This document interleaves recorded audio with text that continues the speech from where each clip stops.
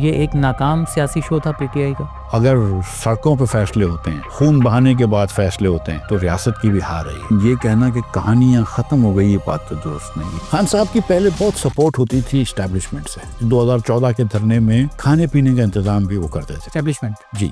अब कोई सपोर्ट करने वाला नहीं है। 60-70 घंटे हो गए थे, पीछे कोई रोटी लेके भी नहीं आ रहा था। अमेरिका ने इनको नहीं हटवाया, ये मैं आपको गारंटी कर रहा हूँ। सऊदी अरब ने इनको नहीं हटवाया। बाजवा साहब और जो जितने भी जनरल थे वो नहीं चाहते थे कि खान साहब रहे। जब इमरान खान ने अपने पत्ते खोल दिए, मैं सिर्फ जनरल फैज को ही बनाऊंगा अगला चीफ, तो जितने भी उम्मीदवार थे फौज में चीफ बनने के, वो सब चाहते थे कि इमरान खान हट जाए। और यही हुआ। जो मैंने सुना है कि जैसे जनरल आसिम थे जब ISI के चीफ, ऐसा ही रिकॉर्डेड चीजें बहुत करती है, कोई इतनी बड़ी बात नहीं है। मलिक रियाज और उनकी दुख्तर बात कर रहे थे और उन्होंने कहा था कि फायदा करिए कि बुशरान 5 गारंटी।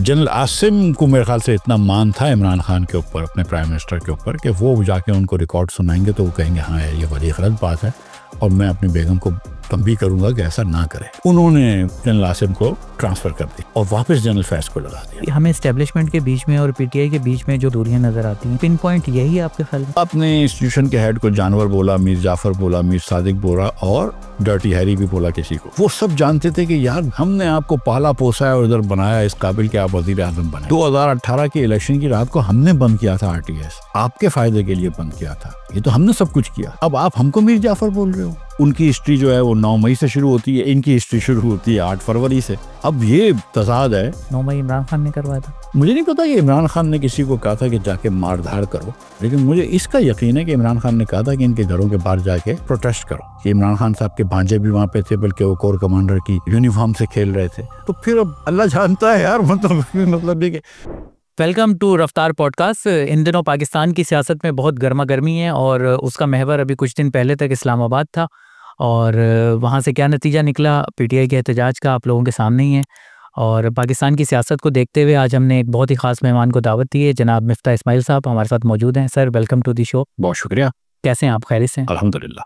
अच्छा सर, ये बताएं कि पीटीआई वाले इस्लामाबाद तक तो आए, डी चौक भी पहुँच गए और उसके बाद रियासत ने जो नज़र आया हमने देखा कि भरपूर जवाब दिया, तशद्दुद किया, उसके बाद वो वापस जाने पर मजबूर हो गए। आपके ख्याल में ये कहानी यहाँ पर मुक गई या अभी कहानी स्टार्ट हुई है या आगे चलेगी? देखिए, पाकिस्तानी सियासत में कोई भी चीज़ का हतमी तौर पर कहना मुश्किल होता है, लेकिन ये कहना कि कहानियाँ ख़त्म हो गई ये बात तो दुरुस्त नहीं है, क्योंकि पीटीआई की कुछ ग्रीवेंसेस हैं जो इनके 2-4 नुकात थे। आप इनकी टैक्टिक्स छोड़ दें, जो इनको नुकात थे वो क्या नुकात थे। एक नुक्ता इनका जो पहला था वो ये था कि इलेक्शन में आपने चोरी करा है और हमको हमारा इलेक्शन दिया जाए, हम या हमारी जीत दें या कम से कम ट्राइब्यूनल दें या कुछ या नया इलेक्शन दें। मैं समझता हूँ कि इसमें इनकी बात एकदम जायज़ है, नाजायज़ बात नहीं कर रहे। इलेक्शन चोरी हुआ है और उनके खिलाफ चोरी हुआ है, ठीक है। इसको आप 2014 के धरने से देख लें कि जब ज़्यादातर कौम के लोग भी ये समझते थे कि इलेक्शन चोरी नहीं हो, फिर सुप्रीम कोर्ट ने भी कहा कि इलेक्शन चोरी नहीं हुआ और खान साहब की वो बात जो थी वो गलत थी और इदारे भी उनके पीछे थे। लेकिन इस बार ये खान साहब की बात एकदम लेजिटिमेट है कि इलेक्शन चोरी हुआ है। तो पहला धरने का जो मकसद था, जो डिमांड थी, वो मेरे ख्याल से ठीक है। दूसरी इनकी डिमांड है कि आइन को आपने जो है वो पामाल किया है 26वीं तरमीम करके और जुडिशल सिस्टम को जो है वो गैर फाल बना दिया है। मेरे ख्याल से ये बात भी ठीक है। एक तो जिस तरीके से हुआ गया है, रात के अंधेरे में हुआ, और जो असेंबली ने किया है वो असेंबली शायद लायक भी नहीं थी क्योंकि उसके अंदर सही मेंबर्स नहीं थे, और फिर जिस तरह किया गया और जो मकासद से किया गया, मेरे ख्याल से ये बात दुरुस्त है पीटीआई की कि ये सिर्फ रोकने के लिए गया है कि इलेक्शन के ट्राइब्यूनल के फैसले इनके खिलाफ ना आ सकें वगैरह वगैरह। तीसरी इनकी बात है कि सियासी कैदियों को रिहा करा जाए।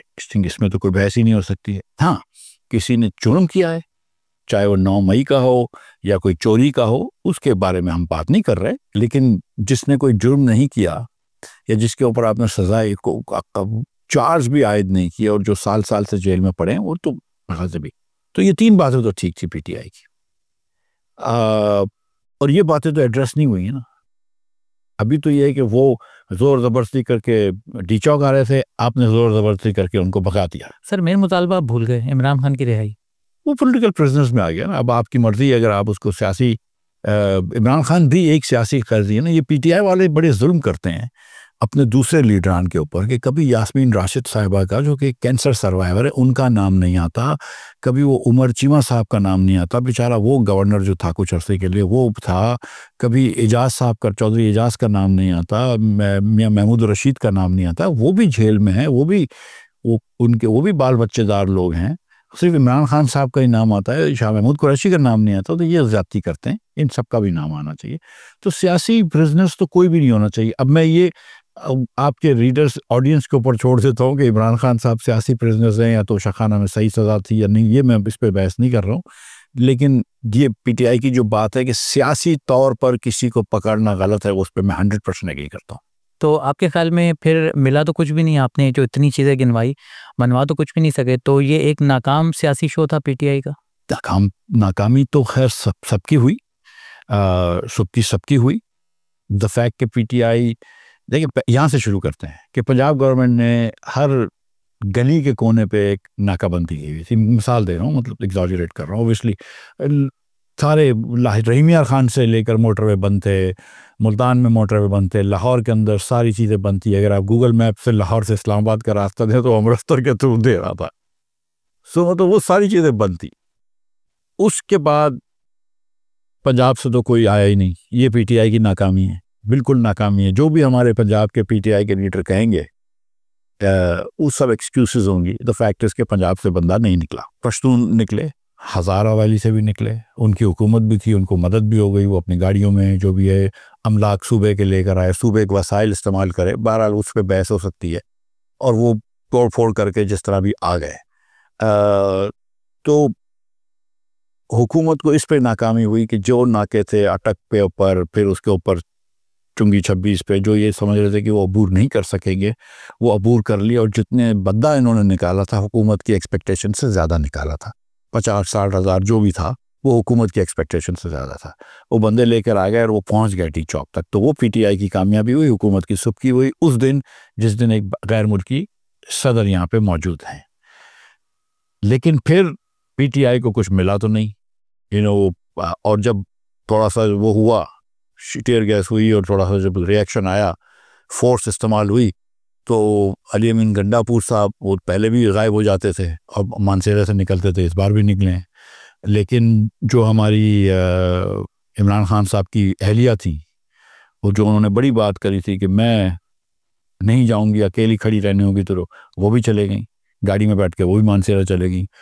तो और जो लोग साथ आए हुए थे उनको आप इधर छोड़ गए, बगैर बताए चले गए। तो मेरे ख्याल से दोनों तरफ जो है वो सबकी हुई। अगर सड़कों पे फैसले होते हैं, खून बहाने के बाद फैसले होते हैं, तो रियासत की भी हार रही है। अगर आप ये समझते हैं कि रियासत की जीत है तो ये गलत है। तो सर आपके ख्याल में गोली चलना, देखें वो एक अलग बात है, गोली रबड़ की चली या असली गोली चली और लोगों की जानें भी गईं। आपके ख्याल में रियासत की तरफ से गोली चलाना ये भी हार नहीं है रियासत की कि वो अपने ही शहरियों पर गोली चला रही है? वोटर तो है ना वो पाकिस्तान का, शनाख्ती कार्ड है उनके पास। भाई मैंने गुजारिश की ना कि अगर ये सड़कों पे खून बहता है, पाकिस्तानी खून बहता है ना, रेंजर्स भी जिन शहीद हुए और जो प्रोटेस्टर शहीद हुए, सारे मैं तो इनको शहीद गिनता हूँ क्योंकि नागानी हादसे में इनका इंतकाल हुआ है। अल्लाह ताला इन सबको जन्नत नसीब करे, जितने भी, और सारे लवाकिन को सब्र जमील दे। दोनों तरफ, मेरे तो दोनों तरफ पाकिस्तानी है ना, ठीक है, मेरे तो दोनों तरफ बच्चे हैं, पाकिस्तान की औलाद है। जब भी ये खून बहाने से फैसले होते हैं वो सही नहीं होते। देखिए शाहिद अब्बासी साहब और मैं, हम ये बात करते हैं हमारी पार्टी के प्लेटफॉर्म से, अवाम पाकिस्तान से, कि अगर आप पोलिंग स्टेशंस में फैसले होने दें, ऐवानों में फैसले होने दें और अदालतों में फैसले होने दें, तो वो फैसले ज़्यादा अफजल होते हैं, फिर सड़कों पे फैसले नहीं होंगे। और अगर सड़कों पे फैसले होते हैं, चाहे वो पीटीआई के हक में हो या पीटीआई के खिलाफ हो, वो खून बहाने के बाद जो फैसले होते हैं वो कौम के हक में नहीं होते। हो सकता है शॉर्ट टर्म किसी एक पार्टी की जीत है, लेकिन लॉन्ग टर्म हम सब की हार है। तो ये हम गलत रविश पे हैं। अभी आपने खुद ही कहा कि कारकुन तो लेकर आ गए पीटीआई वाले, उम्मीद से ज़्यादा थे, इतने कारकुनान आ गए। तो सर आपके ख्याल में ये फिर वजह क्या बनी? क्या क़यादत का फुकदान था, सही डायरेक्शन नहीं थी? वो कहते हैं कि अगर लीडरशिप अच्छी हो तो वो एक बुरे से बुरे क्राउड को भी जितवा सकती है, और अगर लीडरशिप अच्छी नहीं हो तो इसके अगेंस्ट होता है। तो आपके ख्याल में क्या लीडरशिप अच्छी नहीं थी इस एहतजाज में? देखिए, मेरे लिए ये कहना बहुत मुश्किल है। इस वक्त सोशल मीडिया पे पीटीआई के लीडरान को, पीटीआई के वर्करान जो है वो बहुत ज़्यादा आड़े हाथों ले रहे हैं और बहुत ज़्यादा गलीज़ ज़बान भी इस्तेमाल कर रहे हैं माज़रत के साथ। ज़रताज गुल साहिबा के बारे में, हमारे दोस्त सलमान राजा के बारे में, तैमूर झगड़ा साहब के बारे में और दीगर के बारे में। ये दोनों तो मेरे दोस्त हैं तो मुझे इनका नाम याद है, लेकिन तकरीबन सब के बारे में ही देखें ना। अली मोहम्मद ख़ान साहब एब्सेंट थे, हमाद अज़हर साहब एब्सेंट थे, शहरियार आफरीदी साहब एब्सेंट थे, और वो मुराद सईद चलो छुपे हुए थे, लेकिन अगर ये फाइनल कॉल थी तो निकल के आते। या हमाद अज़हर साहब तो मैं ऐसे ही एक दोस्त को मस्ती में कह रहा था कि बंगाली में एक कहावत है कि हुकूमत गिरानी हो ना तो सड़कों पे खून चाहिए होता है, ट्विटर ट्रेंड्स और व्हाट्सएप फॉरवर्ड्स नहीं चाहिए होते। तो हमने एक चीज़ तो देख ली कि पीटीआई, ख़ास तौर पे पीटीआई पंजाब जो है वो ट्विटर पे तो बहुत बड़ा है और व्हाट्सएप फॉरवर्ड की जंग उनसे कोई नहीं जीत सकता है, सच झूठ जो भी करते हैं। लेकिन जब वक्त आता है तो पीटीआई पंजाब से तो कोई भी नहीं निकला, ना लीडर निकला, ना वर्कर निकला, ना सपोर्टर निकला, तीनों नहीं निकले। मैं कहता हूँ चलो अगर ऐसी आफत थी कि आप इस्लामाबाद नहीं पहुँच सकते थे तो आपको लिबर्टी चौक जाने का तो किसी ने मना नहीं किया था, वो तो कोई रिस्ट्रिक्शन नहीं थी। कराची में पीटीआई का इतना सपोर्ट है, पहले भी आ चुके हैं, सीव्यू पे चले जाते थे। ये ज़्यादातर इनकी बर्गर सपोर्ट है तो डिफेंस क्लिफ्टन पे होती है, लेकिन चलो सीव्यू पे आ जाते, कहीं आ जाते, नहीं आए। तो पाकिस्तान भर में सिवाय ये जो पश्तून हमारे भाई निकले हैं और कोई लोग निकले नहीं पीटीआई के लिए। एक तो ये हुआ है। इसमें लीडरशिप का कितना कसूर है मुझे नहीं पता। देखिए, पंजाब की लीडरशिप जो है ना वो बहुत ज़्यादा ज़ेर अताब है। केपी की लीडरशिप इतनी ज़ेर अताब नहीं क्योंकि उनकी उधर हुकूमत है। पंजाब के अंदर सचमुच ज़ेर अताब है पीटीआई वाले, और वो कितना रेजिस्ट कर सकेंगे और कितना उठ के बैठ सकेंगे हुकूमत के सामने, वो मुश्किल है। 8 फरवरी के इलेक्शन पर नो डाउट सवाल हैं, सब इसको रिग इलेक्शन कहते हैं, मगर इसके बावजूद पीटीआई इन इलेक्शंस में भी बड़ी जमात नज़र आई, पंजाब से उसको काफ़ी सीटें मिली। मगर दूसरी तरफ अभी हम ये डिस्कस कर रहे हैं कि पंजाब से कोई निकल के नहीं आया। तो लोगों ने वोट तो दिया मगर वो निकल कर फिर भी नहीं आए पंजाब से। आपके ख्याल में इसका क्या रीज़न है? देखिए, वोट देने का कमिटमेंट डिफरेंट होता है, धरने में जाने का कमिटमेंट डिफरेंट होता है। बीवी बच्चों को छोड़ के आप घर में धरनों में जाते हैं, जो कि इसमें सेफ्टी का इशू होता है। और पंजाब से, लाहौर से निकलना बहुत मुश्किल था बिकॉज सारी जगहों पे नाके थे। उसके बाद अगर जब आप लाहौर से इस्लामाबाद जा रहे हैं तो 2-3 रिवर्स आते हैं, दरिया बीच में आते हैं, वो क्रॉस करना होता है, वो एक एक ब्रिज होता है, तो मुश्किल हो जाती है। आई अंडरस्टैंड कि मास मूवमेंट जब चलती हैं तो लोग ये चीज़ नहीं सोचते, लेकिन पीटीआई किसी भी वजह से नाकाम रही है कि अपने लोग पंजाब से नहीं निकाल सकी जो केपी से कर सकते थे। तो आपके ख्याल में अब पीटीआई की फेस सेविंग क्या हो सकती है अब उनका, क्योंकि आप सियासतदान रह चुके हैं और इस तरह की हिकमत अमलियों को बहुत अच्छे से देखते रहे हैं, नून लीग के लिए आपने काम भी किया है, तो आपके ख्याल में क्या हिकमत अमली हो सकती है पीटीआई के लिए जो उनके लिए थोड़ी सी फेस सेविंग पैदा करे? क्योंकि इमरान खान को तो रिहा नहीं करवा सके ना, मेन मुतालबा तो यही था। देखिए, एक बात पीटीआई को ये समझनी चाहिए कि पीटीआई पाकिस्तान की सबसे बड़ी पार्टी है। इमरान खान पाकिस्तान का सबसे पॉपुलर लीडर है, इस पर कोई बहस नहीं है। इमरान खान के जेल पे आवाज़ देने से 50-60 हज़ार आदमी तो हुकूमत के एस्टिमेट से निकल के आ गया था, ठीक है, वहाँ से केपी से, राइट। और पंजाब 4 दिन से बंद था, तब जाके पंजाब से आपने इंश्योर करा के कोई नहीं निकले। तो पीटीआई को ये सोचना चाहिए कि जो भी स्ट्रैटेजी इनकी है 1-1.5 साल से, वो शायद नाकाम है। और कोई अगर आपकी स्ट्रैटेजी नाकाम होती है, आपकी हिकमत अमली कोई नाकाम होती है, कारामत साबित नहीं होती, तो थोड़ी सी आदमी हिकमत अमली चेंज कर देता है। इसमें कोई बुरी बात नहीं है, इसमें कोई खुदा न खास्ता कोई शिकस्त नहीं है। इसके अंदर ये तस्लीम करना है कि यार जो मैं अब तक कर रहा हूँ वो ठीक नहीं है, थोड़ा सा मुख्तलिफ चीज़ें करना। खान साहब की पहले बहुत सपोर्ट होती थी इस्टेब्लिशमेंट से, पूरी खुली सपोर्ट होती थी। 2014 के धरने में खाने पीने का इंतज़ाम भी वो कर देते थे। अच्छा जी, एस्टेब्लिशमेंट जी। अब कोई सपोर्ट करने वाला नहीं है, तो यहाँ पे एक वजह ये थी कि 60-70 घंटे हो गए थे, पीछे कोई रोटी लेके भी नहीं आ रहा था। तो ये एक और फिर इस वक्त जो इतनी परेशानी में है, जो फ़ोन बंद हो जाते हैं, जो ज़ेर अताब आए हुए हैं पीटीआई की लीडरशिप इस्लामाबाद की, पंजाब की, तो बड़ा मुश्किल हो जाता है इनके लिए कि इतने धरने को सस्टेन कर सकें, 3-4-5 दिनों तक लोगों को खाना दे सकें, ये कर सकें, पानी दे सकें, हाजतें होती हैं वगैरह वगैरह।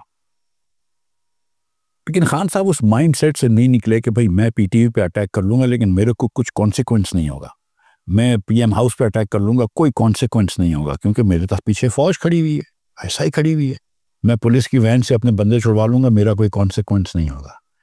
अब कॉन्सिक्वेंस हो रहा है, ठीक है। और आप ये देखें कि ज़मान पार पे भी इन्होंने 5-10 हज़ार लोग जमा कर लिए थे, तो वो अपने आप को अरेस्ट भी नहीं होने दे रहे थे। भाई सारे सियासतदान अरेस्ट होते हैं, आप क्यों नहीं होंगे अरेस्ट? आप भी लोगों को अरेस्ट करते हैं। सियासतदान पाकिस्तान में कौन है जो अरेस्ट नहीं हुआ है? मुझे तो कोई नाम ही नहीं जानता हूँ मैं किसी सियासतदान का जो जेल नहीं गया हो। तो आप भी जाएंगे जेल में, मैं तो भी नहीं हूँ। तो आप तो उस शेर पे सवार कर चुके हैं जिससे गिरते हैं तो जेल में जाते हैं। खैर एनीवे, तो खान साहब को एक थोड़ी एग्रेसिव टैक्टिक्स की इस्तेमाल की आदत हो गई थी पिछले 10-12 साल में। अब उनको एक बात समझनी चाहिए कि यार इतनी एग्रेसिव टैक्टिक्स इस्तेमाल करके फ़ायदा नहीं है अगर पीछे इस्टेब्लिशमेंट मेरे नहीं खड़ी हो। अब इनको ज़रूरत नहीं है इस्टेब्लिशमेंट की, अब इनके पास बहुत वोट है, बहुत ही वोट है। अब इनको थोड़ी सी और तरीके से बात करनी है। मैं आपको एक मिसाल देता हूँ। पाकिस्तान में खत्ते के नहीं, दुनिया के हाईएस्ट टैक्स रेट्स हैं, तकरीबन one of the highest tax rate countries in the world, ठीक है। 60% corporate tax, 50% business tax and 40% in salary tax, right. किसी पीटीआई के लीडर से आपने कभी इस बारे में बात सुनी है? नहीं करते, ठीक है। इमरान खान को जेल से छुड़ाने के अलावा इनका कोई मुतालबा ही नहीं आता। ये आइन की बात भी नहीं करते, बाद में कर लेते हैं लेकिन चलते चलते, लेकिन असल बात इनकी होती है खान को छोड़ो। पाकिस्तान में पूरे खित्ते और तमाम ऐसे ममालिक जो हमारी इनकम के बराबर हों, सबसे ज़्यादा बिजली और गैस महंगी है। कभी किसी पीटीआई के लीडर से ये बात सुनी है? नहीं सुनी। कराची के अंदर पानी नहीं आता है सालों से, कोई पीटीआई के लीडर ने आजकल में दूसरे 2 साल में ये बात की है? नहीं की है। लाहौर के अंदर अब ऐसी हवा नहीं रही जो 3 महीने आप सांस ले सकें, जिससे आपने उस बारे में पीटीआई से बात नहीं सुनी है। वो सिर्फ अब इमरान खान की बात करते हैं कि इमरान खान छोड़ो। अब उनको थोड़ा सा अपना सियासी बयानिया बदलना होगा, थोड़ा सा पाकिस्तानियों को भी अपनी उसके अंदर लेकर आना होगा। ये सोचना होगा कि यार हाँ, अदर थिंग्स बीइंग इक्वल लोग सपोर्ट करते हैं, लेकिन मतलब इस वक्त पीटीआई का वोटर, क्योंकि पीटीआई 3 साल यहाँ हुकूमत कर चुकी है, 3.5 साल, 4.25 साल वफाक में, और 10-11 साल से केपी में हुकूमत है, तो केपी में कोई दूध शहद की नदियाँ तो नहीं बह रही हैं, ठीक है। जब पाकिस्तान में भी इमरान खान आए थे तो कोई खातिर खा इंप्रूवमेंट तो नहीं आई थी, या कोई भी इंप्रूवमेंट शायद नहीं आई थी। तो लोग जो इमरान खान को सपोर्ट भी करते हैं वो ये समझते हैं कि यार ठीक है, इमरान खान इनसे बेहतर है, लेकिन ये भी कोई मतलब 4 चांद नहीं लगाएगा। थोड़ा सा लोग अब वो हो गए, तो इसलिए वो इमरान खान को वोट देंगे। अगर वोटिंग पे जाएंगे तो ढूंढ के भी दे देंगे, कद्दू है तो भी वोट दे देंगे और बैगन को भी वोट दे देंगे। लेकिन धरने में जाना जो है वो एक डिफरेंट कमिटमेंट है, ठीक है, कि यार मतलब वहां तक नहीं पहुंचे। तो इमरान खान साहब को अपनी थोड़ी सी टैक्टिक चेंज करनी पड़ेगी। पीटीआई के अंदर एक तो 2-3 लोग ऐसे होने चाहिए जो कि परमानेंटली उनके लीडरशिप हो, चाहे वो गौहर खान साहब हों, सलमान राजा साहब हो, उनको इमरान खान साहब हटाएं नहीं, उनको रखें और उनको चलाने दें पार्टी को। बेगम साहबा ना ही चलाएं तो अच्छा है।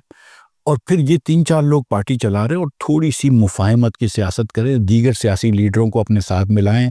मौलाना फजलुर रहमान हुए, महमूद खान अचकज़ई साहब हुए, शुरू में कोशिश की थी इन्होंने, जमात इस्लामी के हाफिज़ नईम साहब हुए, दीगर लीडर हुए, थोड़ा सा उनसे भी सर जोड़ के बैठें कि यार क्या करना चाहिए।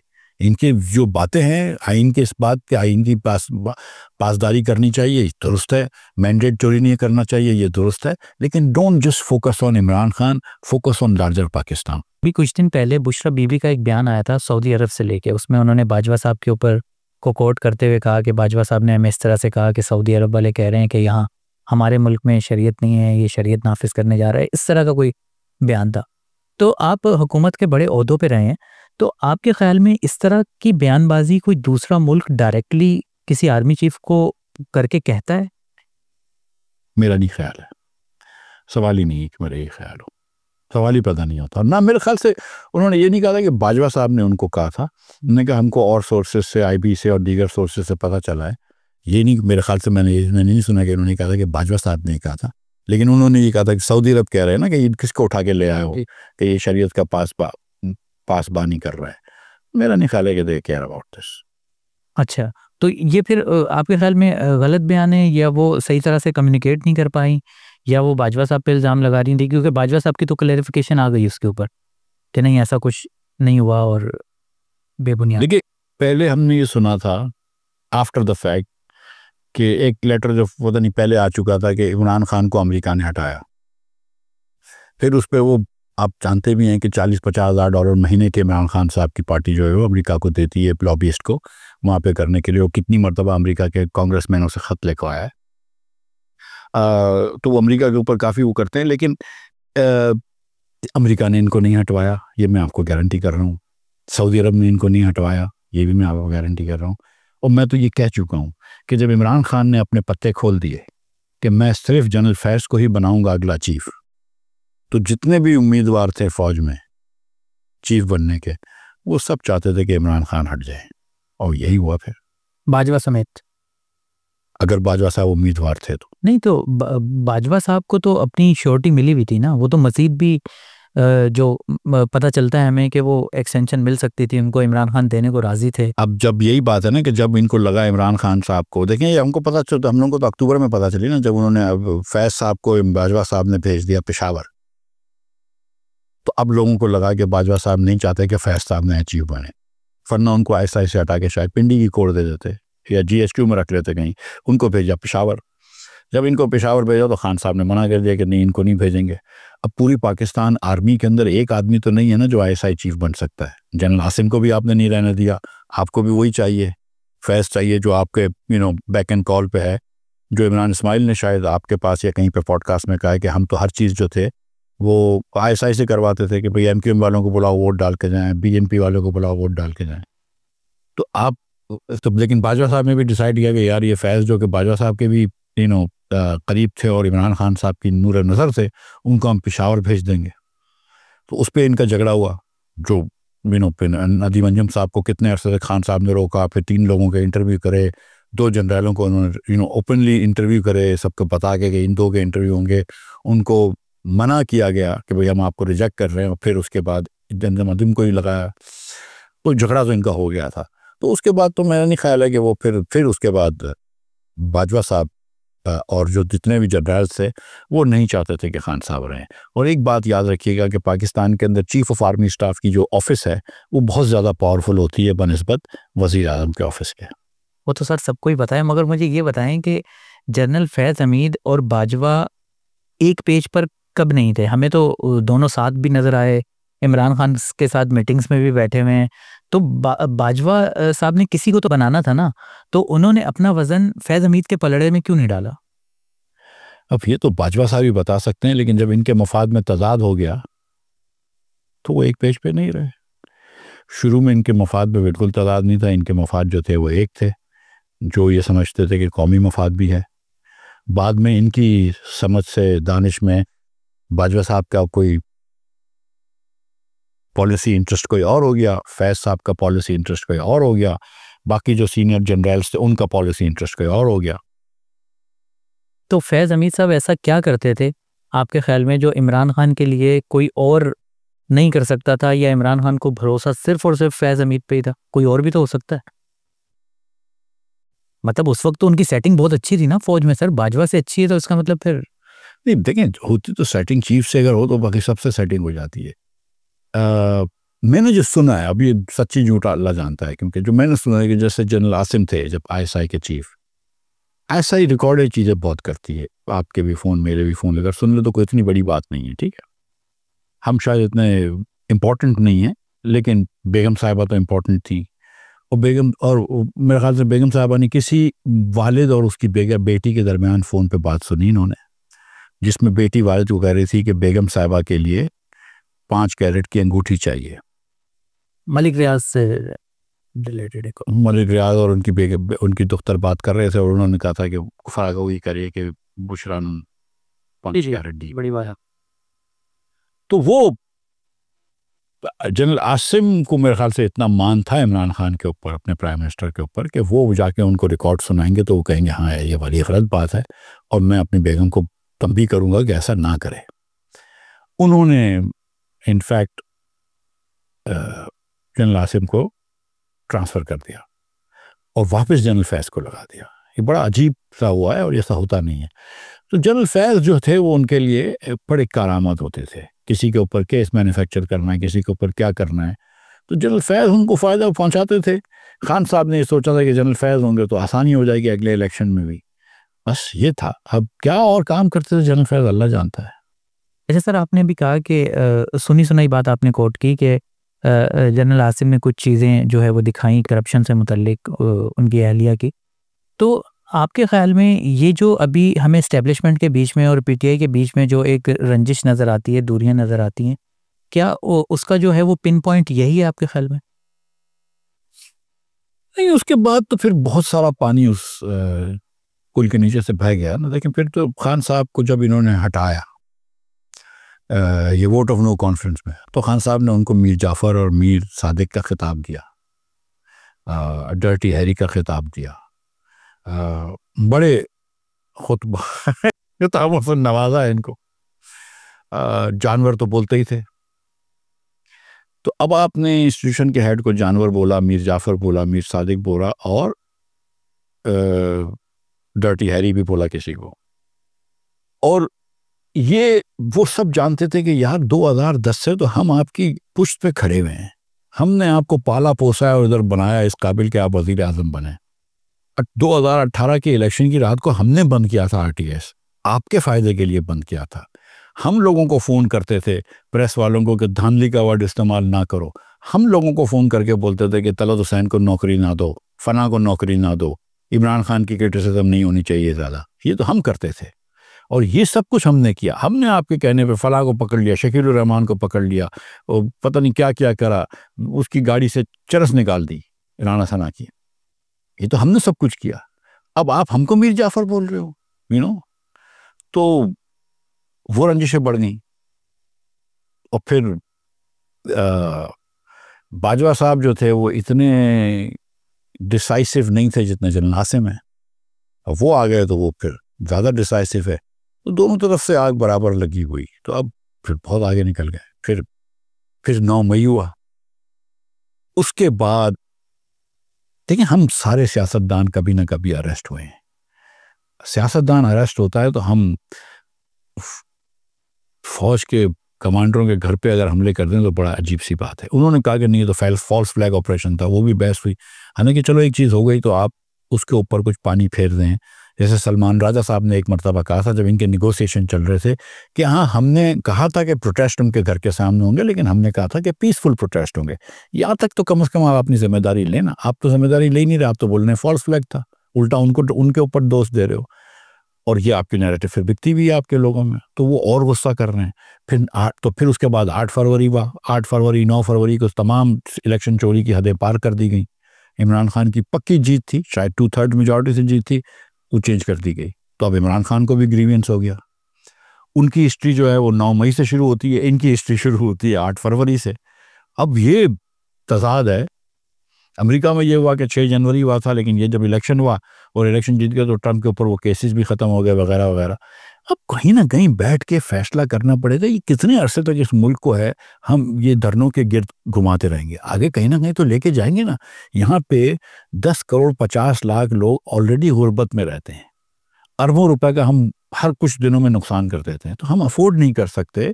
ये गरीब मुल्क है, इसमें बहुत काम की ज़रूरत है, ये नहीं करना चाहिए, लेकिन हम बज़िद हैं। अभी आपने कहा कि फैज़ हमीद का जब मामला था तो उसके बाद से इमरान खान ने अपनी टोन भी चेंज की। अपनी तकारीर में डर्टी हैरी का जिक्र आता था, न्यूट्रल्स का जिक्र आता था, मीर जाफ़िर, मीर सादिक आपने कहा।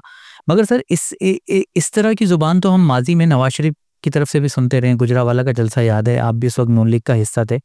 तो आपके ख्याल में नून लीग ने जब ये स्टेप लिया था, उसके बाद फिर दूरियां नून लीग और एस्टेब्लिशमेंट के बीच में कैसे ख़त्म हुई? क्योंकि उस वक्त तो लगता था कि अब रास्ता हमेशा के लिए बंद हो चुका है। जी, गुजरांवाला में जब पहली मरतबा मियां नवाज शरीफ ने जनरल बाजवा और जनरल आसिम का नाम लिया, जनरल बाजवा और जनरल फैज़ का नाम लिया, तो लोग बड़े हैरत ज़दा थे। कितने लोग तो स्टेज से उतर के चले गए थे। मीर जाफ़र और मीर सादिक कभी नहीं कहा, इस तरह की ज़बान मियां नवाज शरीफ की नहीं है कि वो थोड़ी थोड़ी सी सिविलाइज ज़बान है, लेकिन नाम बहरहाल इन्होंने लिया। लेकिन उन्होंने इस किस्म का दरवाज़ा बंद नहीं किया। लेकिन जनरल बाजवा को एक्सटेंशन देने के लिए जब इमरान खान साहब ने फैसला किया तो उस पर भी शहबाज साहब ने वोट दिलवाया और मियाँ साहब ने भी उसकी तायद की, चाहे कुछ भी कहें फिर हमारी बहन, लेकिन मियाँ साहब ने उस फैसले की तायद की गई। और तो इन्होंने पूरी कश्तियाँ नहीं जलाई थी, इन्होंने कोई एक पीछे का दरवाज़ा शहबाज शरीफ के थ्रू खुला रखा था। मैं जानता हूँ कि शहबाज साहब के भी कुछ अफराद थे घर के जो कि जनरल फैज से भी बात करते थे हफ्ते 2 हफ्ते में, थोड़ा बहुत कांटेक्ट था। और ये बात कि जब इस्टेब्लिशमेंट पाकिस्तान की सियासत का इतना बड़ा हिस्सा है तो उनसे बातचीत ना करना, उनसे कांटेक्ट ना रखना गलती है। तो ये इन्होंने किया था। खैर अब ये मैं इसको जस्टिफाई नहीं करता कि आप हारी हुई इलेक्शन की सीटें जो हैं वो जीत के बैठे हैं, वो जस्टिफाई नहीं करता, लेकिन थोड़ा सा कांटेक्ट पीटीआई को भी रखना चाहिए। इसमें कोई बुरी बात नहीं है कि मतलब वो आज जो इमरान खान की तकरीर के बयानियाँ जो उनका सोशल मीडिया का ट्रोल मानता है, दुनिया तो इससे ब्लैक एंड वाइट नहीं होती ना। मतलब इमरान खान की हिस्ट्री तो है ना 10 साल फौज के साथ गोद में बैठने की, तो थोड़ा सा दरवाज़ा खुला रखना चाहिए। मियाँ साहब ने खुला रखा था वो दरवाज़ा, उसका फिर फ़ायदा हुआ उनको बाद में, देख लीजिए। अच्छा ये बताएं सर कि आपकी कभी फैज़ हमीद से अकेले में मुलाकात हुई है? बस सोच ले, नहीं, मेरी मुलाकात एक ही मरतबा हुई है लेकिन अकेले में नहीं। अच्छा, अकेले आपकी जब मुलाकात हुई कौन था आपके? जनरल बाजवा थे और शायद अब्बासी साहब थे, और वो खाने पे जो हुई थी बस, उसके अलावा कभी मुलाकात नहीं हुई। अच्छा, कभी कॉल वगैरह आके आप फोन पे बात होती थी। अच्छा, तो उनके क्या मतलब वो होते थे? अभी तो खैर उनके ऊपर वो केसेस चल रहे हैं फौजी उसमें, तो क्या आपके ख्याल में आप कुछ याद है कि उन्होंने ये काम आपसे करने के लिए कहा? मैं जब वजीर था पहले तो मुझे एक मरतबा इनकी रिक्वेस्ट आई थी कि एक आदमी को जॉब से नहीं हटाओ, कि वो बड़ा होशियार अच्छा बंदा है। उसके बाद मुझे किसी और ने भी कहा, एक सेक्टर कमांडर ने कहा था, लेकिन मैंने कहा नहीं, मैं उसको नहीं रखने दूंगा, तो मैंने उसको हटा दिया था। बस उसके अलावा कोई और जनरल फैज से मेरा डायरेक्ट था। आपने फैज़ हमीद को मना कर दिया, हटा दिया? वो बेकार आदमी था, नहीं काम नहीं सही। आपकी मिनिस्ट्री में था?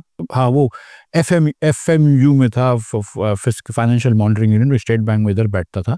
वो बंदा काम सही नहीं करता था। वो बड़े ज़रूर उनके करीब होगा, लेकिन वो बंदा काम सही नहीं करता था, और मैंने उसकी जगह एक बहुत अच्छा अफसर लगाया था। तो आई वॉज वेरी हैप्पी कि जिसको मैंने लगा रहा था। तो जाहिर सी बात है कि आपने इतने बड़े आदमी का कहा नहीं रखा, तो बाद में फिर कोई नाराज़गी की कॉल या कोई ऐसा कुछ भी नहीं, कोई ऐसा क्या है, मतलब वो बड़े जनरल्स थे, लेकिन मैं भी फाइनेंस मिनिस्टर था इस मुल्क का, और ये मेरा सवाबदीद था कि मैं किसको रखूं, और मैंने नहीं समझा कि वो आदमी ठीक है। और मैं उसको देख चुका था, मेरे साथ वो पेरिस गया था, और नहीं, उसकी मुंह में ज़बान ही नहीं थी। शरीफ आदमी था, लेकिन वो बात नहीं कर सकता था, अपना मौक़िफ़ नहीं बयान कर सकता था। वो मुझे चाहिए था कि पाकिस्तान के लिए जो काम कर रहा है वो थोड़ा सा एजाइल हो। मिस्टर भाई, 26वीं आईनी तरमीम की कुछ बात कर लेते हैं। मुझे ये बताइए कि ये जो तरमीम हुई है, अब हमारे इंसाफ का बोलबाला होगा और आवाम की जो है वो इंसाफ से रिलेटेड जो भी शिकायतें हैं सब दूर हो जाएंगी, सब सेट हो जाएगा। बिल्कुल यही कहा था कि ऑब्जेक्टिव यही था कि इंसाफ जल्दी मिलेगा, कानून जल्दी से नाफिज हो जाएगा, आसान सस्ता हो जाएगा, यही कहा था। तो हो जाना चाहिए। हुकूमत झूठ तो नहीं बोलती है, गलत बयानी तो नहीं करती है, तो यही होगा। तो आपके ख्याल में आप इसके हामी हैं 26वीं आईनी तरमीम के जो सुप्रीम कोर्ट के साथ किया है? ये बिल्कुल नहीं। सीरियसली, इन ऑल सीरियसनेस, ये बहुत बहुत बहुत ज़्यादती की है इन्होंने पाकिस्तानी कौम के साथ। देखिए, आइन होता है ना, एक ये समाजी मुआहदा होता है अवाम के दरमियान, हुकूमत से और आपस में अवाम का, कि हम इन उसूलों के मुताबिक अपनी तहजीब को, अपनी सोसाइटी को और अपने मुल्क को चलाएंगे।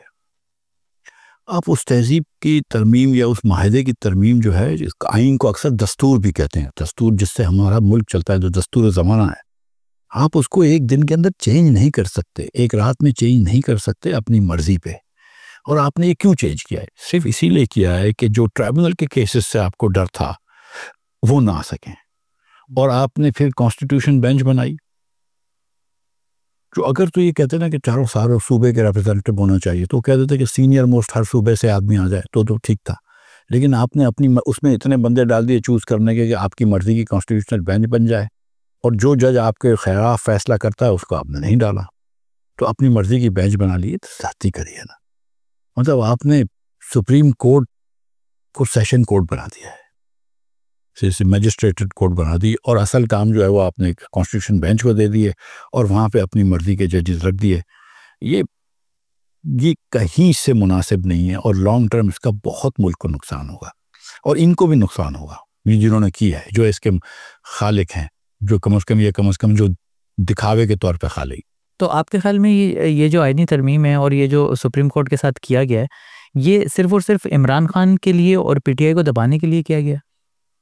सिर्फ और सिर्फ पीएमएलएन की सीटें बचाने के लिए किया गया है।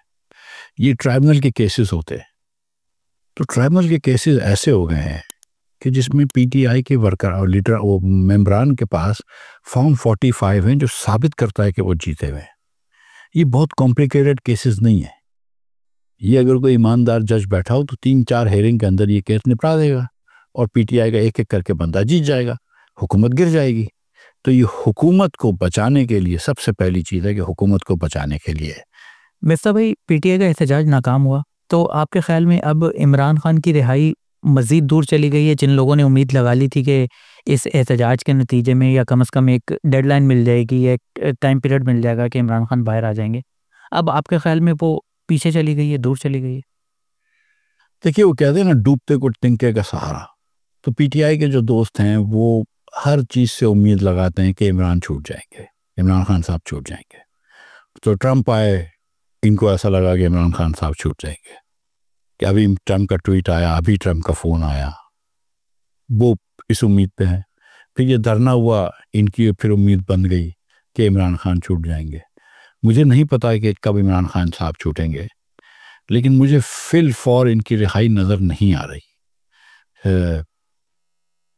इस वक्त तक तो नज़र नहीं आ रही। और मुझे नहीं लग रहा था कि धरना जितना भी सक्सेसफुल हो जाता, अगर ये मिसाल के तौर पे चुंगी 26 पे रुक जाते और 2-4-6 दिन सस्टेन कर लेते, पंजाब से भी लोग आ जाते और धरना बहुत सक्सेसफुल भी हो जाता, तो मुझे नहीं लग रहा था कि 1-2 दिन या 1 हफ्ते में इमरान खान साहब की रिहाई होगी। बाकी नेगोशिएशन ज़रूर हो जाता, लेकिन इस किस्म की सुबकी या इस किस्म की जो लॉस्ट लूजिंग फेस है वो इस्टेब्लिशमेंट या वो हुकूमत बर्दाश्त नहीं कर सकती, तो वो तो नहीं होता। लेकिन बहरहाल पीटीआई वाले ने उम्मीद बांधी हुई है। आपके ख्याल में पीटीआई के पास प्लान बी क्या है? अब क्या कर सकते हैं? मुझे सीरियसली मैं वही गुजारिश करता हूँ कि देखें, चाहे वो हुकूमत हो या पीटीआई हो, तरीक़ेकार एक ही है कि इवेंचुअली जब मामला रिजॉल्व होगा तो वो बातचीत पे होगा। तो अभी बातचीत कर लें, कभी इनका हाथ बड़ा हो जाता है, कभी उनका हाथ बड़ा होता है। 4 दिन पहले इनका हाथ बड़ा था, 3 दिन पहले इनका हाथ बड़ा हो गया। ये गेम ना खेलें। ये मुल्क जो है 25 करोड़ लोगों का है, 10 करोड़ लोग गुर्बत के नीचे हैं, इधर बहुत परेशानियां हैं, बहुत मसाइल हैं। ये धरने की गेमें, ये बेईमानी और चोरी के मैंडेट की गेमें ना खेलें, आपस में बैठ के बात करें और फिर कोई ना कोई तरीके से नए इलेक्शन की तरफ जाएं। आपके ख्याल में नून लीग ने ये जो एहतजाज हुआ है और पीटीआई को मुंतशिर किया है, पूरे का पूरा जो हमें नैरेटिव नज़र आता है उसका क्रेडिट भी अब तो बल्कि नून लीग ले रही है, और पीपल्स पार्टी हमें बिल्कुल बैकफुट पे नज़र आती है। तो बिलावल का कोई बयान नज़र नहीं आता। तो आपके ख्याल में बिलावल सेफ खेल रहे हैं, या वो हुकूमत की बैक पे नहीं खड़े हुए, या उनको लग रहा है कहीं ना कहीं कि यार ये गलत हो रहा है, इससे ज़रा दूर ही रहो? क्यों खामोश है सर पीपल्स पार्टी? देखिए, मेरा ये ख्याल था कि शायद बिलावल साहब ये सोच रहे हैं कि रियासत भी शहबाज शरीफ साहब के काम से मुतमईन नहीं है, कि रियासत सोच रही है कि यार ये शहबाज शरीफ का बोझ ज़्यादा है, डिलीवरी कम है। तो हम 3 जाविये से रियासत जो है वो किसी भी प्राइम मिनिस्टर को जज करती है। एक है ताबेदारी, इसमें तो इनका कोई सानी ही नहीं, शहबाज शरीफ का, ठीक है, 10 में से 10 नंबर दिए जाते हैं, ठीक है।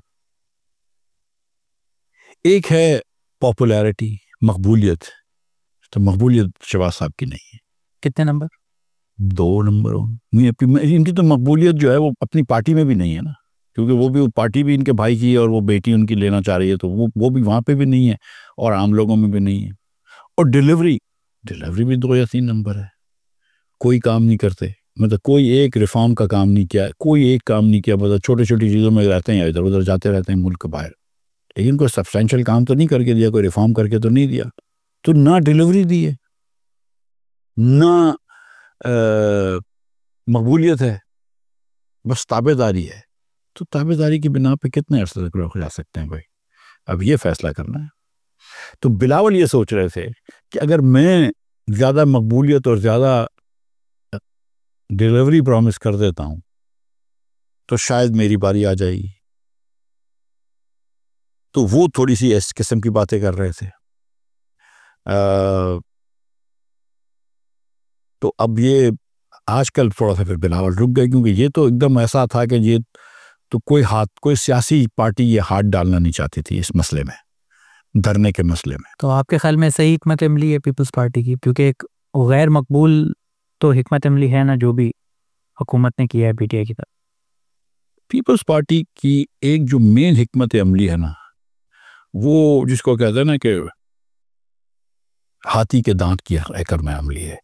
पीपल्स पार्टी इस्लामाबाद में कुछ और है, वहाँ जमहूरियत की बात करती है, वफाकियत की बात करती है, सब्सिडरीज की राइट्स की बात करती है, और सिंध के अंदर आके जो है ना ये एकदम वडेरा राज चलता है इनका। तो वफाकी असम के अंदर कौमी असम्बली में बोलते हैं नहीं, लीडर ऑफ द अपोजिशन जो है वो होना चाहिए पीएसी, पब्लिक अकाउंट कमेटी का चेयरमैन। सिंध में आके बोलते हैं नहीं, हमारी पप्पी रहेगी चेयरमैन। सिंध के अंदर ये कुछ और है, वफाक में कुछ और है। तो वफाक में तो ये बड़ी अच्छी जमहूरियत की बात करते हैं बस, लेकिन बात तक ही ठीक है, बात की हद तक ही जमहूरियत है। मौलाना फजलुर रहमान साहब भी गायब हैं इस पूरे मामले के ऊपर, तो आपको क्या लगता है कि वो क्या सोच रहे हैं, या उनकी भी सेटिंग हो गई है एस्टेब्लिशमेंट से, मिल गया कुछ ना कुछ? जो लोगों की सोच है ना कि इनको कुछ मिल गया, उनको कुछ मिल गया, और ये हमारे पीटीआई वालों की ज़्यादा सोच होती है कि सबको कुछ मिल जाए इमरान खान के अलावा, ठीक है, जबकि इमरान खान उनके साथ होते थे। क्या मौलाना फजलुर रहमान को मिला है? मौलाना फजलुर रहमान ने पूरी मेहनत करी, पीटीआई को भी इंगेज करा, मुस्लिम लीग को भी इंगेज किया, पीपल्स पार्टी को भी इंगेज किया, और जो बहुत मुज़र इसके जो शिकें थी वो कम करवाई, ठीक है। ये हम नहीं समझते कि मैं नहीं समझता कि ये अमेंडमेंट मुल्क के लिए अच्छा है, बिल्कुल नहीं है, लेकिन मौलाना को मजबूर कर दिया था कि मौलाना अगर नहीं भी वोट देते तो ये लोग कर लेते हैं। तो मौलाना ने कहा कि चलो खुश उसलूबी से होता है, मौलाना के लोग ही तोड़ लेते हैं ये लोग, तो खुश उसलूबी से होता है तो थोड़ी सी जो चीज़ें बेहतर कर सकता हूँ कर लो। तो मौलाना ने तो मेरे ख्याल से एक अपना अच्छा मुस्बत रोल अदा किया है, सच्ची बात है, इस मसले में। लेकिन मौलाना भी खुश तो नहीं है डिस्पेंसेशन से। क्या आप 9 मई का जिम्मेदार इमरान खान को समझते हैं? 9 मई इमरान खान ने करवाया था। मुझे नहीं पता कि इमरान खान ने किसी को कहा था कि जाके मार धाड़ करो, लेकिन मुझे इसका यकीन है कि इमरान खान ने कहा था कि इनके घरों के बाहर जाके प्रोटेस्ट करो, क्योंकि ये तो सलमान राजा साहब खुद कह चुके हैं कि मीटिंग में बात हुई है, बहवी तौर इमरान खान साहब ने कहा था कि अगर मुझे पकड़ते हैं तो इनके घरों के बाहर जाके प्रोटेस्ट करो, क्योंकि यही मुल्क के मालिक हैं। तो ये तो इमरान खान ने कहा हुआ है, तो मैं उस बात पर तो यकीन करता हूँ। नहीं तो फिर ये जलाओ घेराव का तो जिक्र नहीं था ना, फिर ये जलाओ घेराव कहाँ से आ गया? ये जो इतना रियासत को नुकसान हुआ, अमलाक को नुकसान हुआ, जानी नुकसान हुआ, जो पीटीआई कह चुकी है, सलमान राजा इन्होंने बाद में ये इसको बैक ट्रैक करा था, लेकिन जो कह चुके हैं वो टीवी पे, वो ये कह चुके हैं कि हम प्रोटेस्ट करने गए थे उनके घरों के बाहर पीसफुल, और ये इश्तियाल हो गया, लेकिन हम कहे थे वहाँ पे ये हमारा फैसला था कि उनके घरों के बाहर जाएंगे। यहाँ तक तो पीटीआई कह चुके हैं, तो यहाँ तक तो मानने में कोई बड़ी बात ही नहीं है। अब आप अगला सवाल पूछ रहे हैं कि अंदर किसने बोला था, तो ये मुझे तो नहीं पता कि अंदर जाने का पहले इमरान खान साहब ने फैसला किया था कि नहीं किया था, लेकिन मैं ये जानता हूँ कि यास्मीन राशिद साहिबा, अल्लाह उनको मज़ीद सेहत दे, वहाँ पे थी। मैं ये जानता हूँ कि अलीमा खान साहिबा भी वहाँ पे थी। मैं ये जानता हूँ कि उनके किसी के इमरान खान साहब के भांजे भी वहाँ पे थे, बल्कि वो कोर कमांडर की यूनिफॉर्म से खेल रहे थे। तो फिर अब अल्लाह जानता है यार, मतलब ये कि हर चीज़ जो है वो ज़रूरी नहीं है कि इमरान खान साहब को अपने ज़बान मुबारक से इरशाद फरमानी पड़े, कुछ चीज़ें खुद भी हो जाती है। इमरान खान के ऊपर तोशाखाना केस है, इद्दत केस है, 9 मई का मामला भी जोड़ा जाता है, अलकादिर ट्रस्ट का है। आपके ख्याल में ये जितने भी केसेस हैं, वैसे तो 200 के पास मुकदमात हैं, मगर ये जो बड़े बड़े केसेस हैं, आपके ख्याल में कौन सा केस ऐसा है जो इमरान खान के लिए मुश्किलात खड़ी कर सकता है? ज़्यादातर तो ऐसे निपट गए हैं। देखिए इद्दत का केस तो होना ही नहीं चाहिए, ठीक है। ये मतलब ये अगर हम यहाँ तक आ गए हैं तो फिर हमारी बहुत ज़्यादा ज़हनियत गिर चुकी है। तो इद्दत का केस नहीं होना चाहिए, ठीक है। 9 मई का केस अगर आप करते हैं इमरान खान साहब को और उसको बंद करते हैं, तो वो डायरेक्ट वो था नहीं, जेल में था।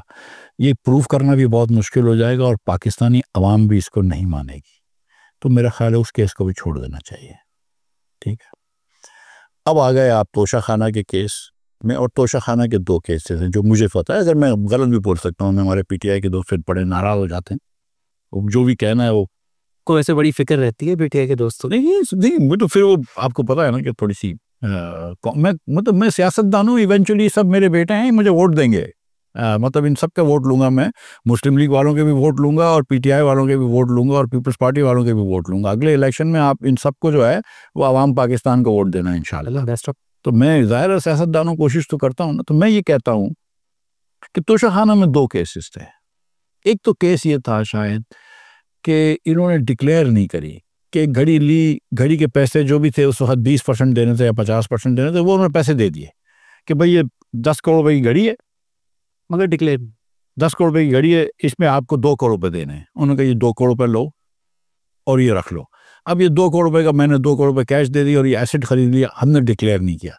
इस पे साबिक वजीर आजम को बंद करना जो है वो थोड़ा सा मेरे ख्याल से, या किसी को भी बंद करना जो है वो थोड़ी जाती है, ठीक है। तो एक केस है ये कोई केस नहीं है मेरे नज़र में। 3 केस निपटा दिया। ये जो निपटा दिए पहले निपटा दूं ना, मैं बुरा भी आऊंगा। इद्दत केस हो गया, 9 मई हो इद्दत गया, तो मैं माजरत के साथ केस 9 मई हो गया, और एक आपने ये तोशा खाना ये निपटा दिया। अब दूसरा केस है तोशा खाने का। उसमें ये केस है कि उन्होंने ये घड़ी आई और उन्होंने उधर जमा नहीं करवाई और वो डायरेक्ट ले गए, और फिर उन्होंने कहा कि यार ये इसकी कीमत है, इसके 50% ये पैसे ले लो, और वो जो कीमत बताई थी वो एक्चुअल प्राइस से कम थी। ये बेईमानी है, ठीक है, ये बेईमानी है। घड़ी आनी थी, वो जानी चाहिए तोशा खाने में। तोशा खाना वाला आपको कीमत बताता, ठीक है, आपने कानून रखा था, पहले ये कानून था, मुझे नहीं पता था, ये सब इमरान खान साहब की वजह से मुझे अब तोशा खाना बहुत पता है कि चल गई कि पहले ये कानून था कि 20% पैसे देने हैं। ये इमरान खान ने एक पहली घड़ी जो ली वो 20% पैसे दे दिए, जो बहुत लंबा तोहफा मिला था इनको, काबे शायद के काबेतुल्लाह की घड़ी। और उसके बाद इन्होंने कानून बदल के कहा कि 20 नहीं, अब से हम 50% पैसे दिया करेंगे, लेकिन 50 पे गए। जो दूसरी मर्तबा आया तो उन्होंने वो 50% पैसे पूरे नहीं दिए, वो उन्होंने घड़ी नहीं भेजी तोशा खाने वाले को और अंडर वैल्यू कर दी। अब ये थोड़ी सी चले, यानी कि यहाँ आपको लग रहा है कि गड़बड़ है, इस पे बात हो सकती है केस पर, ठीक है। और फिर उसके बाद अल-कादिर ट्रस्ट है। अल-कादिर ट्रस्ट पे केस बनना और बेईमानी होना, देखें, 2 अलग चीजें हैं। Moral failure is not necessarily illegal, ठीक है। ये 190 मिलियन पाउंड मलिक रियाज के लंदन में पकड़े गए, वहां पे वो उनके जब्त हो रहे थे।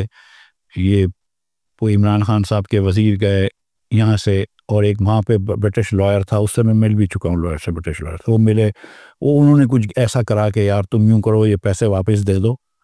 मलिक रियाज को कहा तुम इसके ऊपर कंटेस्ट नहीं करो और हम तुमको वापस कर देंगे वहाँ पे। या मलिक रियाज ने ये स्कीम बताई, जो भी स्कीम किसी की बताई, 190 मिलियन पाउंड मलिक रियाज को वापस कर दिए गए जो वहाँ पे पकड़े गए थे, और अभी तक हमारे तक आए नहीं थे वो, लेकिन मलिक रियाज ने कंटेस्ट ही नहीं करा, और हमने जो है वो वापस उसी के अकाउंट में डाल दिए, मतलब उसके सुप्रीम कोर्ट के उसके अकाउंट में डाल दिए। लोग कहते हैं कि एक वजीर को उसके 5 मिलियन पाउंड या 5 मिलियन डॉलर, मुझे नहीं पता, मिले हैं कैश पैसे, उसमें किकबैक एक वजीर को, ठीक है। मैं उस पर नहीं जाइए नाम, क्योंकि मुझे पता नहीं है कि कौन था। और फिर उसके बाद अल-कादिर ट्रस्ट भी बना, और फिर अल-कादिर ट्रस्ट में कुछ 450-500 एकड़ या पता नहीं कितनी एकड़ ज़मीन भी इमरान खान साहब के दी गई। और फिर ट्रस्ट में जो थे वो इमरान खान साहब थे, बेगम साहिबा थी, और बेगम साहिबा की वो जो हरदिल अजीज़ दोस्त हैं फराह गोगी साहिबा थी। जब आप यूनिवर्सिटी बनाते हैं ना, जैसे ट्रस्ट में पता है कौन होता है, अगर आप तो उसके अंदर 2-3 PhDs होते हैं। अगर आपने अल-गज़ाली यूनिवर्सिटी बनाई है या कादिर यूनिवर्सिटी बनाई है तो उसके अंदर 1-2 बरेलवी आलिम होने चाहिए, या कोई 1-2 आलिम दीन होने चाहिए, कोई एक आध कोई पढ़ा लिखा PhD होना चाहिए। जैसे अल-गज़ाली यूनिवर्सिटी के यहाँ पे वाइस चांसलर हैं डॉक्टर जावेद, मुफ्ती तकी हों, चले मुफ्ती मुनीबुर रहमान हों, ठीक है, आपकी बेगम और उनकी बेस्ट फ्रेंड नहीं होनी चाहिए। मतलब ये ज़रा सी अजीब सी बात लग रही। और ये ज़मीन आपने ले ली, यूनिवर्सिटी कहीं और है, और ये पैसे भी ले लिए, तो ये अब ये केस जो है ना हुकूमत को प्रूफ करना बहुत मुश्किल होगा। ठीक है, ये बहुत मुश्किल होगा प्रूफ करना, क्योंकि उसके अंदर इमरान खान साहब ये बोलेंगे यार तो कैबिनेट का फैसला था ना, कि फैसला इनका था और ये किस तरह हुआ, और ये मुझे तो ज़मीन, यानी ओवरऑल अगर आप जितना मैं आपकी बातों से समझाऊं, ये एक कमज़ोर लीगल ग्राउंड लग रहा है जो केसेस का है। नहीं वो वाला केस तो शाखाना का नंबर सेकंड वाला केस तो आई थिंक लीगल ग्राउंड कमज़ोर नहीं है। उस पर तो आप ये कह सकते हैं ना कि भाई आपका कलूसी, मतलब ये भी नहीं है कि आप अपने घर पे ले गए और आपने पूरी प्राइस सही दे दी, आपने तो जानबूझ के प्राइस कम दी, तो वो वाला केस सही है। ये वाला केस जो है मैं समझता हूँ कि इसमें इमरान खान साहब की बिल्कुल गलती थी। नीयत तो अल्लाह जानता है, लेकिन आपने ज़मीन भी ली है उससे, तो फिर ऐसा लगता है। और भाई हमारी जो बाजी हैं उनके बारे में इतनी मर्तबा ये इंसिडेंट्स आ गए कि अब उनकी नीयत पे शक करना जो है ना वो तकरीबन सही है, बल्कि उनकी नीयत पे शक ना करना अब गलती होगी, क्योंकि वो अंगूठी की भी बात कर ली, वो दमान पार्क में घर की भी बात कर ली, बहुत सारी ऐसे वो आपने एक रिकॉर्डिंग ये भी सुनी है जिसमें कहा था कि घर में चीज़ें आ रही हैं तो नहीं रिकॉर्ड करा करो। तो बाजी के बारे में इतने शवाहिद जमा हो गए कि अब वहाँ पे डाउट करना जस्टिफाइड बनता है। कुछ नून लीग की सियासत की बात कर लेते हैं। आपके ख्याल में नून लीग जो इस वक्त सियासत कर रही है वो बिल्कुल ठीक सियासत कर रही है? सियासत तो नून कर ही नहीं रही है। नून क्या सियासत कर रही है? मियां नवाज शरीफ ने कोई बयान जारी किया, कोई प्रेस कॉन्फ्रेंस करी, कोई जलसे से बात करी, कोई टीवी शो किया, कोई क्या, मतलब कौन सी सियासत करी है? मरियम साहिबा अपनी तस्वीरें लगा दें टिकटॉक पे, वो सियासत थोड़ी होती है। बल्कि मैं तो समझता हूँ कि ये स्मॉग के दौरान जब लाहौर अपने वर्स्ट क्राइसिस में से गुजर रहा है, लोग सांस लेने के लिए नहीं काबिल नहीं है, और मरियम अगर उतने दिनों जाके स्विट्ज़रलैंड में बैठ जाती हैं तो बहुत बुरी बात है, बहुत ही बुरी बात है। मिफ्ता भाई, मुल्क में सियासी सूरत हाल तो आपके सामने है, मगर एक और चीज़ बहुत अलार्मिंग है। मुल्क में दहशतगर्दी की एक वाक़यात भी हो रहे हैं। अभी हमने पारा चनार में देखा, उससे पहले मैंने देखा कि हमारे फ़ौजी जवान शहीद हुए हैं, और बलूचिस्तान के भी हालात आपके सामने। तो आपको क्या लगता है कि हमारी रियासत की इस तरफ से तवज्जो या ध्यान हट गया है? जो ये दहशतगर्दी के वाक़यात दोबारा तेज़ी से हो रहे हैं, हमारी जो प्रायोरिटीज़ हैं वो कुछ और हो गई हैं, इसका ये रीज़न है, क्या वजह है? देखिए, रियासत ने 1-2 गलतियां तो की हैं ना। रियासत ने जो अपने ही बहकाए में आ गए और ये समझने लगे कि TTP और TTA में कोई फ़र्क है, और TTA की मदद करते रहे ये सोचते हुए कि वो TTP को रोकेंगे। पता चली कि नहीं, ऐसा नहीं हुआ। उसके बाद TTA के कहने पे वो पाकिस्तान में उनको सेटल भी कर दिया ताकि के तालिबान के लोगों को। अब उन 5,000 या 10,000 जिन लोगों को भी आपने सेटल किया, वो ना किसान हैं न मजदूर हैं, उन्होंने ज़िंदगी पर बंदूकी उठाई है, उनको कुछ और नहीं आता है। वो कोई बढ़ाई का काम नहीं कर सकते, ड्राइवरी का काम नहीं कर सकते, कॉलेज प्रोफेसरी का काम नहीं कर सकते, पॉडकास्ट नहीं होस्ट कर सकते, वो सिर्फ गोली मार सकते। वो आ गए तो उन्होंने वही काम शुरू कर दिया पाकिस्तान भर में। मेरा ख्याल से तो ये इकनॉमिक लड़ाई है। इस्लाम का तो ऊपर से ऐसे ही लिबादा पहनाया जाता है, जैसे कि हम जो बोलते हैं कि हम जमहूरियत हैं ना, जमहूरियत का तो हमने गिलाफ ही ओढ़ा हुआ है ना, अंदर से तो हम जमहूरियत नहीं है। तो इस तरह अंदर से तालिबान भी कोई इस्लाम नहीं, तो ऊपर से बग़ैर इस्लाम की बात करते हैं। ये तो इकोनॉमिक डिस्पोंडेंसी है, कोई अपॉर्चुनिटीज़ नहीं है, तो ये बस टेररिज्म करते हैं। अब रियासत को इसका जवाब देना पड़ेगा, और इसका जवाब जो है वो 360 डिग्रीज देना पड़ेगा। सिर्फ किनेटिक एक्शन करके मार के काफ़ी नहीं है, इनसे चीज़ें हल नहीं होती हैं, ना प्यार से हल होती हैं। ये सारी मिल के टैक्टिक्स करनी पड़ेंगी कि आप उधर इकोनॉमिक अपॉर्चुनिटीज़ भी पैदा करें, उधर फोर्स भी इस्तेमाल करें, कंटेनमेंट भी करें, और तरक्की इतनी डेवलपमेंट के इतनी एफर्ट करेंगे इनको फिर आप राय रास्त पे ला सकें। ठीक है, चलें, बहुत शुक्रिया सर आपके वक्त का। इंशाल्लाह दोबारा भी आपसे मुलाकात। Thank you. Thank you.